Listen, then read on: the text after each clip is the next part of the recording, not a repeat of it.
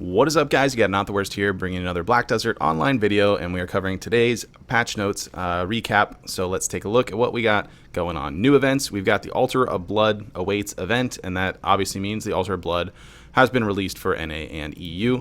So the event that's actually happening is just complete 3 illusions. You can even do the first illusion 3 times if you want, and you're going to get a reward, Flare of the Ancients. And then event 2, adventurers who complete the first, you're going to get a hard, sharp, some more flare, and a title.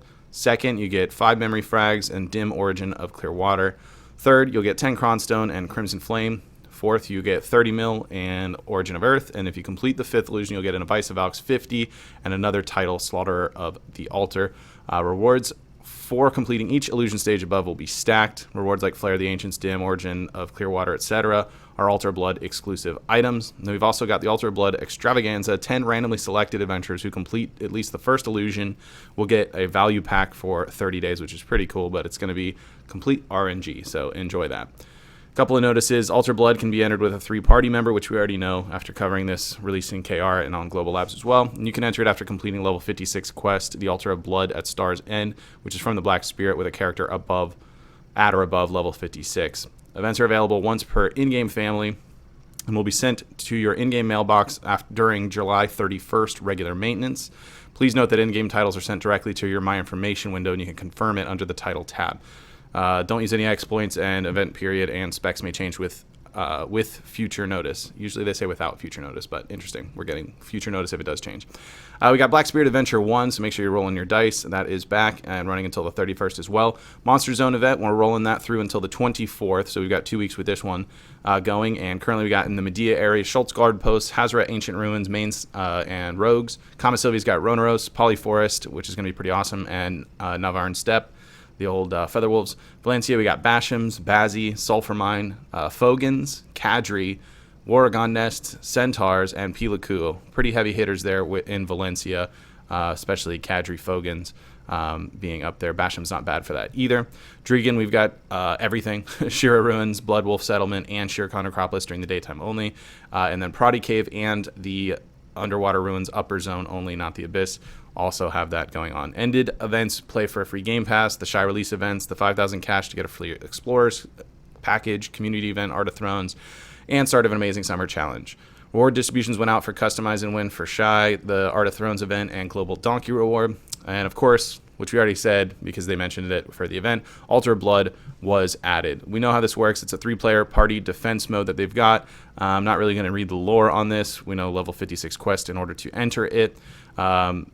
To complete it, you select a party leader there, and they can enter it through going into the escape menu. You can see if you have the newer version, it looks like that. If you have the old version, it's at the bottom of the screen, as well as it doesn't show it here, but it has a little square on the old entry screen as well, etc., etc. If you need to know how the Altar of Blood works, you can check out the previous video on it. It's pretty straightforward. Go into the thing. Waves of monsters come out. We did get 1 through 10. I wanted to talk about that before the rewards, if it shows it. We got 1 through 10 right off the bat. KR, when it was released, I believe, got 1 through 5, then added 6, 7, and then 8, 9, and I don't think they had 10 until just very recently, and we got it all the way through. We do have challenges for completing each one, so you'll get these once each time it's completed. You can see some of them get pretty ridiculous. The second illusion's got a Valks 20, 10 memory fragments for the third, 30 Valks for the fourth, 20 Cronstone for fifth, 20 Caphras stones for sixth.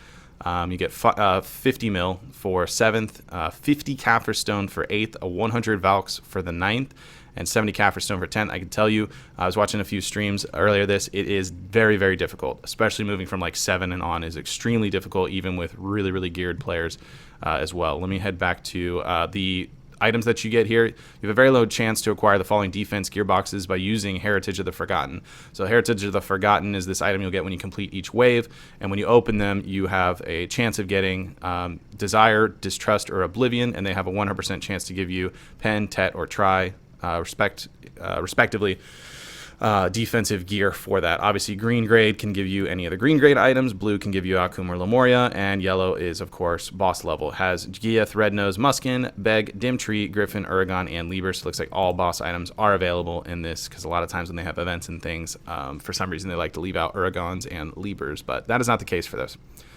Moving on past that, we've also got, you can make a nightmare fragment using 40 black energy residue and 1 memory fragment. That allows you to kind of continue if you fail wherever you're at. So those might be handy later on. So let's jump out of Altar and Blood and keep pushing forward. Some system updates here. The default options for game setting world map was changed, which they probably should have done this forever ago.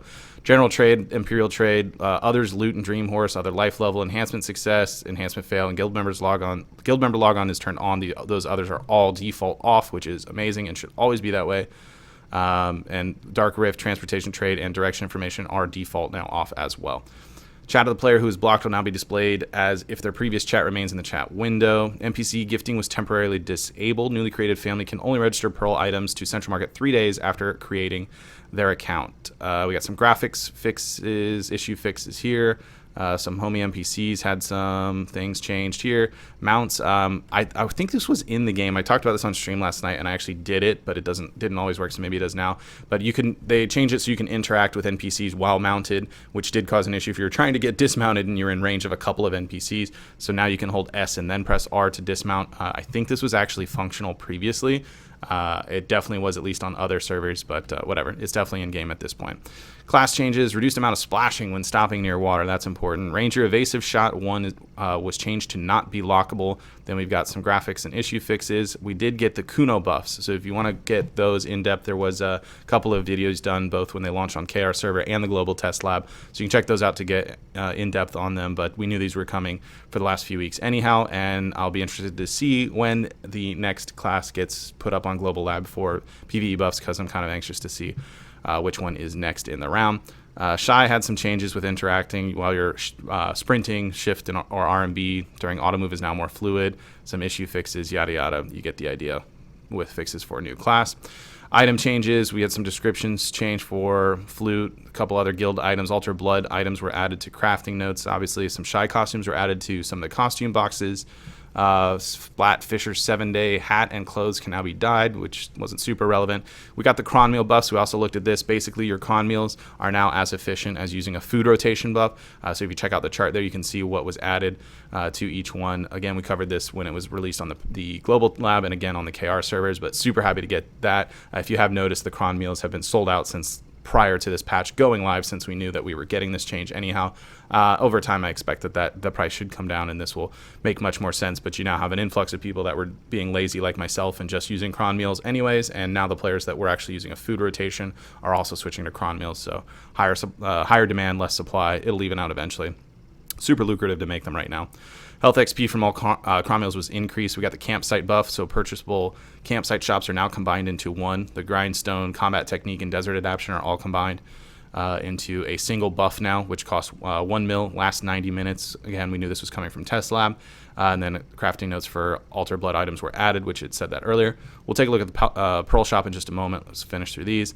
Some quest updates across the board. Knowledge that was added to accommodate the Medea quest line, which was revamped. We got some issue fixes across the board, a sort function to the web central market item list, graphics fixes. Buff list was revamped to be more intuitive. Following buffs are now combined into one icon. So if you check out each class there, it's mostly your e-buffs for most classes, or whatever your buff skill is from there, has been just combined into the single icon instead of having all of what the buffs do across the board, which just kind of makes sense from there. Known issue, we're aware that Shy cannot receive one of the Black Spirits gifts, the Lamenting Head of the League of Merchants and C Crossroad, each of their reasons. For the main Crossroad quest, this will be fixed next week's patch, and we're aware of the issue where Guild Elephants cannot be called while having a Trainer's Flute activated. We'll have this fixed with an upcoming patch, not necessarily next week. Let's take a look at Pearl Shop and get this done here. We've got Trickster of Florin for 6,200 pearls.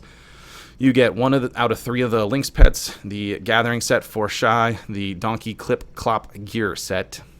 Okay, Permanent Trainer's Flute, Book of Life, 15 days, a Value Pack, 15 days, 10 item scrolls, 10 Life XP scrolls, 10 energy tonics, and 10% discount coupon to be used on anything. So there's a bundle if you're trying to hook up your Shy. That's not too bad for the price. It is a little up there overall, but pretty good value in general. We got the Curious Lynx pack, which you get one of the 3 Lynx pets. You get the Gatherer Classic set, a 16 expansion inventory slot, Blessing and Comicil for 15 days, Value Pack for 15 days, and an apparel 20% discount coupon. Then individually, we've got the Lynx pets all available to purchase there. So you've got that. Donkey gear plus trainer's flute bundle. So there's that. We've got the new Clip Clop donkey gear set. And you can dress up your donkey with it. It will look like that, and you will look like that riding it. So, yep. Sealed Book of Life is now out, so you can basically get how a Book of Combat works, but for Life XP, which is pretty cool. You're going to get Life XP plus 50% for 24 hours. When you use the buff, and obviously it lasts for 15 days, so you can continue to use that buff. And you can move them across characters too. It's account bound, so you can just put it into your inventory, switch to another character if you want to, and you can apply the 24-hour buff on them as well. We've got some new Shire apparel. The Gatherer Classic set, Camouflage set, and Venia Riding Attire have been added. We got some new Shy accessories in. Some limited run outfits are back. The Warrior, Ranger, Sork, and Berserker Burn classic sets are out. I haven't seen these since around when the game launched initially. They might have been around a little bit before, but I haven't seen them in a long time. And the Your First Value Pack, which we actually had available last patch as well, is now only available to new adventurers. So if you are a continued player, you're not going to be able to purchase that pack anymore, but new players can still purchase this. It will be running until... doesn't say, so... anyways, it's a 1500 value pack, and you're basically just going to get free Artisans, Valk's Cry, and a discount coupon to go along with it. That's it for the patch notes, so that is it for this video. Be sure to like it if you did enjoy. If you are new to the channel, be sure to subscribe so you get notifications whenever new videos go live. We always cover the patch notes and guides and news updates and things like that. I do have the 20-hour grind for History at Elton rotation coming out this week, so look forward to that coming up. And if you do want to catch any of the live streams, there's a link to the Twitch page in the description down below, so you can just head on over there, drop a follow, get your notification whenever we go live on Twitch, or you can just check out the stream schedule, which is posted on that page and on the Twitter as well, so you know each week what the schedule is going to be. With that said, that is going to be it for this video. I want to thank everybody for watching, and I will see you next time.